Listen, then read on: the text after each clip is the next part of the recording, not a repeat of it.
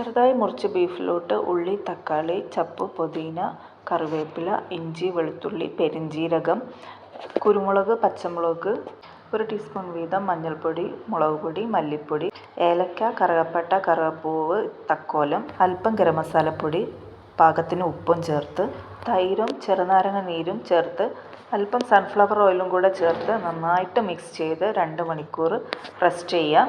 1 glass അരിക്ക് 1.25 glass വെള്ളം കണക്കിനെടുത്ത് നെയ്ച്ചോറ് വെച്ച് വെള്ളം വറ്റിച്ചെടുക്കുക. ഇനി റൈസ് വേവിച്ച് ഊറ്റിയെടുക്കുന്നവരാണെങ്കിൽ ഹാഫ് വേവിൽ എടുക്കാവൂ.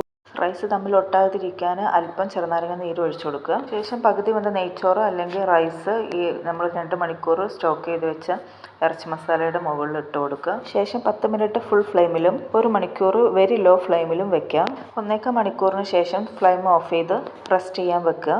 വിസിലൊന്നും വരാതെ അടിക്കൊന്നും പിടിക്കാതെ നല്ല കല്യാണ വീട്ടിൽ കിട്ടുന്ന ബീഫ് ബിരിയാണി റെഡിയായി. ബീഫൊക്കെ നല്ല പഞ്ഞി പോലെ വെന്ത് കിട്ടും. മാക്സിമം തണുപ്പിച്ച് ഒന്നുകൂടെ റെസ്റ്റ് ചെയ്ത് ചെറിയൊരു ചൂടിൽ കഴിക്കുന്നതാണ് ബിരിയാണി ഏറ്റവും നല്ല ടേസ്റ്റ് ആയിരിക്കും.